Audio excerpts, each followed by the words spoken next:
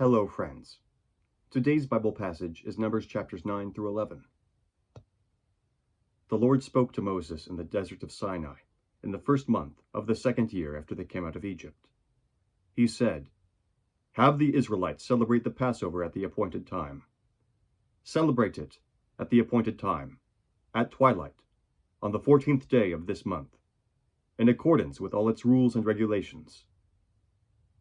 So Moses told the Israelites to celebrate the Passover, and they did so in the desert of Sinai at twilight on the 14th day of the first month. The Israelites did everything just as the Lord commanded Moses. But some of them could not celebrate the Passover on that day, because they were ceremonially unclean on account of a dead body. So they came to Moses and Aaron that same day and said to Moses, "We have become unclean because of a dead body. But why should we be kept from presenting the Lord's offering with the other Israelites at that time?" Moses answered them, "Wait until I find out what the Lord commands concerning you." Then the Lord said to Moses, "Tell the Israelites, when any of you or your descendants are unclean because of a dead body, or are away on a journey, they may still celebrate the Lord's Passover. They are to celebrate it on the 14th day of the second month at twilight. They are to eat the lamb together with the unleavened bread and bitter herbs. They must not leave any of it till morning, or break any of its bones. When they celebrate the Passover, they must follow all the regulations. But if a man who is ceremonially clean and not on a journey fails to celebrate the Passover, that person must be cut off from his people, because he did not present the Lord's offering at the appointed time. That man will bear the consequences of his sin. An alien living among you who wants to celebrate the Lord's Passover must do so in accordance with its rules and regulations. You must have the same regulations for the alien and the native-born." On the day the tabernacle, the tent of the testimony, was set up, the cloud covered it. From evening till morning, the cloud above the tabernacle looked like fire. That is how it continued to be. The cloud covered it, and at night it looked like fire. Whenever the cloud lifted from above the tent, the Israelites set out. Wherever the cloud settled, the Israelites encamped. At the Lord's command, the Israelites set out, and at his command they encamped. As long as the cloud stayed over the tabernacle, they remained in camp. When the cloud remained over the tabernacle a long time, the Israelites obeyed the Lord's order and did not set out. Sometimes the cloud was over the tabernacle only a few days. At the Lord's command they would encamp, and then at his command they would set out. Sometimes the cloud stayed only from evening till morning, and when it lifted in the morning, they set out. Whether by day or by night, whenever the cloud lifted, they set out. Whether the cloud stayed over the tabernacle for 2 days or a month or a year, the Israelites would remain in camp and not set out. But when it lifted, they would set out. At the Lord's command they encamped, and at the Lord's command they set out. They obeyed the Lord's order in accordance with his command through Moses. The Lord said to Moses, "Make 2 trumpets of hammered silver, and use them for calling the community together, and for having the camps set out. When both are sounded, the whole community is to assemble before you at the entrance to the tent of meeting. If only one is sounded, the leaders, the heads of the clans of Israel, are to assemble before you. When a trumpet blast is sounded, the tribes camping on the east are to set out. At the sounding of a second blast, the camps on the south are to set out. The blast will be the signal for setting out. To gather the assembly, blow the trumpets, but not with the same signal. The sons of Aaron, the priests, are to blow the trumpets. This is to be a lasting ordinance for you and the generations to come. When you go into battle in your own land against an enemy who is oppressing you, sound a blast on the trumpets. Then you will be remembered by the Lord your God, and rescued from your enemies. Also at your times of rejoicing, your appointed feasts and new moon festivals, you are to sound the trumpets over your burnt offerings and fellowship offerings, and they will be a memorial for you before your God. I am the Lord your God." On the 20th day of the second month of the second year, the cloud lifted from above the tabernacle of the testimony. Then the Israelites set out from the desert of Sinai, and traveled from place to place, until the cloud came to rest in the desert of Paran. They set out, this first time, at the Lord's command through Moses. The divisions of the camp of Judah went first, under their standard. Nahshon, son of Amminadab, was in command. Nethanel, son of Zuar, was over the division of the tribe of Issachar, and Eliab, son of Helon, was over the division of the tribe of Zebulun. Then the tabernacle was taken down, and the Gershonites and Merarites, who carried it, set out. The divisions of the camp of Reuben were next, under their standard. Eliezer, son of Shadir, was in command.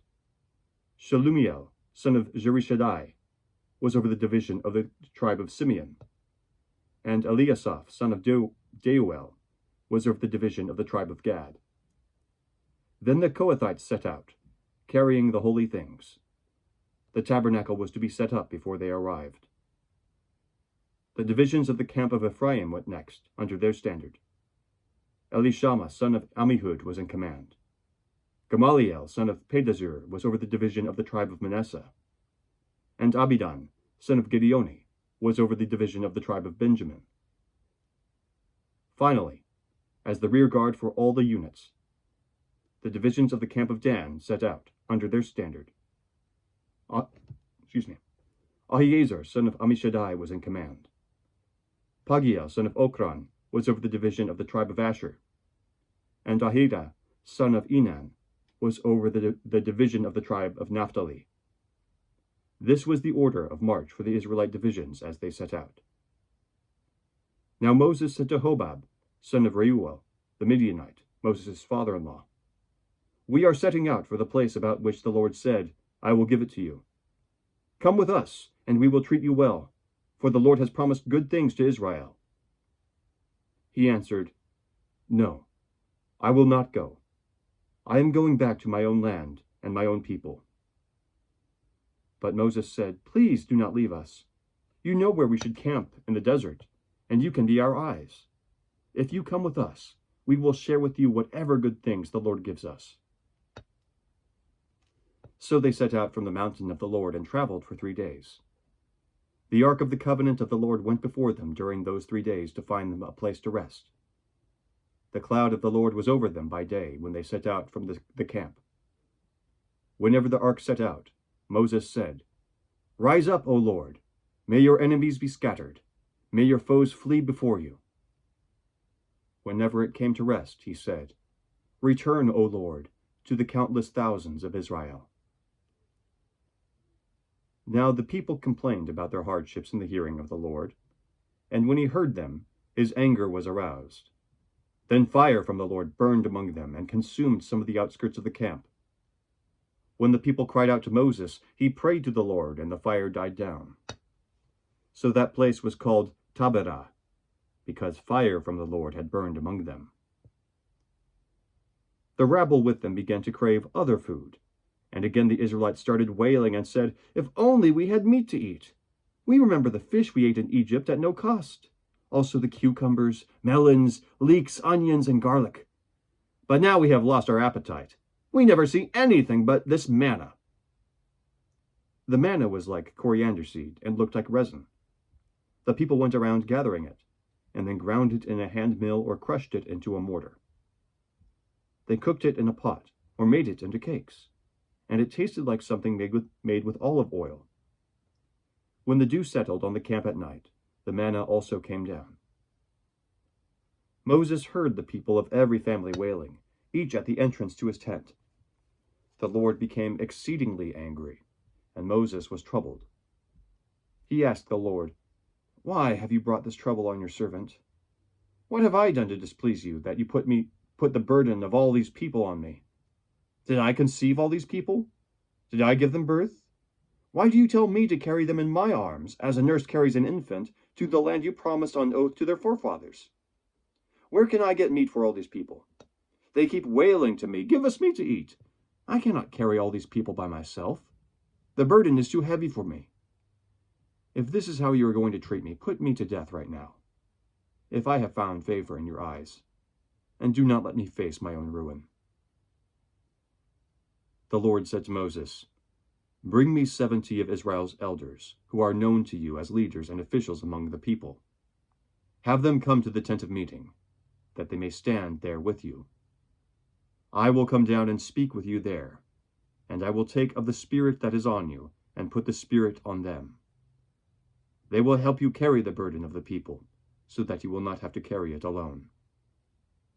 Tell the people, consecrate yourselves in preparation for tomorrow, when you will eat meat. The Lord has heard that you wailed, 'If only we had meat to eat. We were better off in Egypt.' Now the Lord will give you meat, and you will eat it.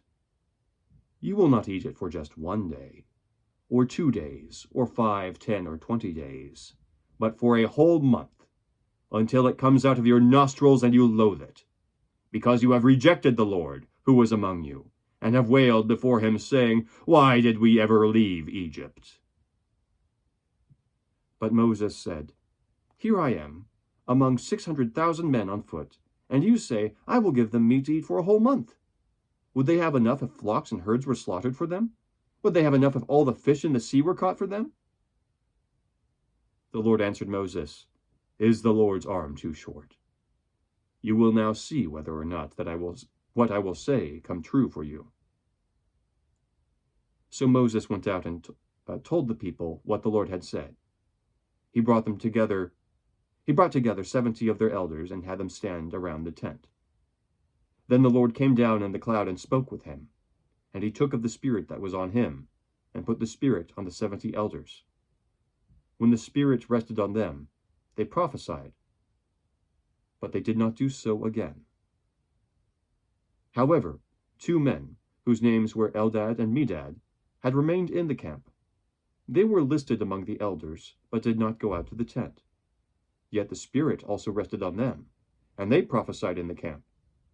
A young man ran and told Moses, "Eldad and Medad are prophesying in the camp." Joshua, son of Nun, who had been Moses' aide since youth, spoke up and said, "Moses, my lord, stop them." But Moses replied, "Are you jealous for my sake? I wish that all the Lord's people were prophets, and that the Lord would put his Spirit on them." Then Moses and the elders of Israel returned to the camp. Now a wind went out from the Lord and drove quail in from the sea. It brought them down all around the camp to about 3 feet above the ground, as far as a day's walk in any direction. All that day and night, and all the next day, the people went out and gathered quail. No one gathered less than 10 homers. Then they spread them out all around the camp. But while the meat was still between their teeth, and before it could be consumed, the anger of the Lord burned against the people, and he struck them with a severe plague. Therefore the place was named Kibroth Hattaavah, because there they buried the people who had craved other food. From Kibroth Hattaavah, the people traveled to Hazeroth and stayed there. The word of the Lord. Thanks be to God. Have a great day.